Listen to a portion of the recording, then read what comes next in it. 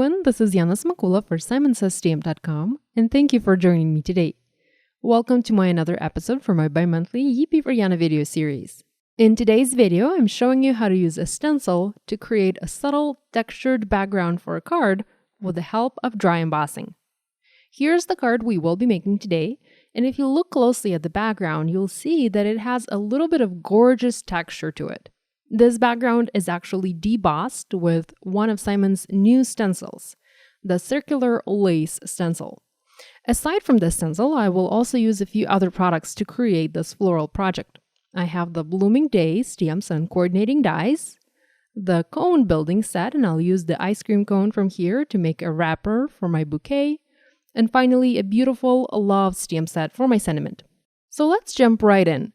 I'm going to start by saying that you can most definitely dry emboss with stencils. The depth of the impression will depend on how thick the material out of which the stencil is made of is. Simon's stencils are pretty thick and durable, so they always leave a nice invisible impression on my paper.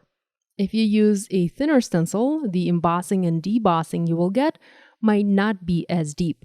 To dry emboss with a stencil, you'll need to use a die-cutting machine and an embossing mat. I am using my Platinum 6 machine from Spellbinders, but this can be done in any other machine. I am following the sandwich instructions for dry embossing, and I have my base platform. Next, I need to place my stencil and my paper. First, I'm going to align the paper on the stencil. My paper is cut to 4 by 5¼ inches, and my stencil is about 6 inches in diameter. I want the design to be centered on my panel, so I'm making sure to align it in the center. You can also have it offset to the side if you like.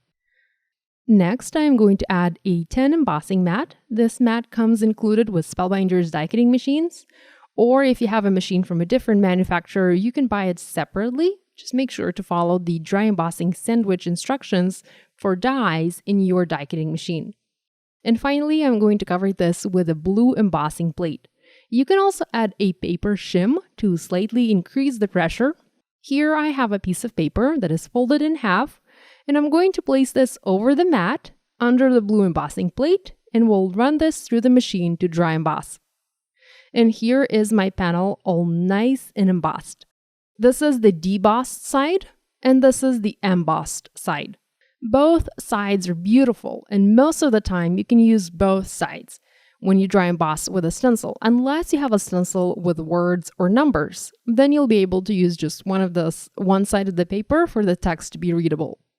Here are the two backgrounds side by side. The embossed one is a bit more crisp compared to the debossed one, but both sides are just stunning. Obviously, you can use a background like this for just about any card. You can also make these backgrounds on colored paper, not just white. They actually look fabulous on craft.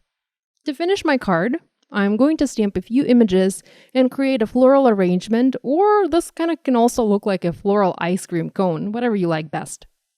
I'm using my mini Misty and stamping images onto a piece of white paper. This is Nina Solar White, 80 pound. I used Sunshine ink to stamp the ice cream cone, a Hot Mama ink color to stamp the large flower, Magnolia to stamp 2 small flowers, Twirling Tutu to stamp the floral branch, and Thistle to stamp all of the leaves for this card. I also heat embossed the word love in Simon's Antique Gold embossing powder onto this panel. Next, I used coordinating dies and cut all of these images out in my die-cutting machine. After having all of the parts and pieces ready, I foam mounted my dry embossed background onto an A2 top folding card base. I love how beautiful this looks when it's white on white. I think there's just nothing quite like it. Using foam adhesive, I foam mounted all of my die cuts in place, creating a floral arrangement. I doubled up my foam adhesive in some spaces to add more dimension.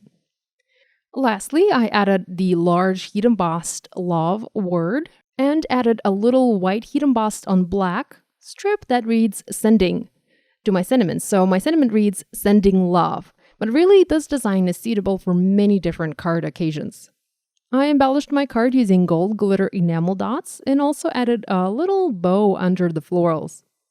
So here are the two cards and backgrounds side by side, and you can clearly see the difference between an embossed background on the left and a debossed background on the right.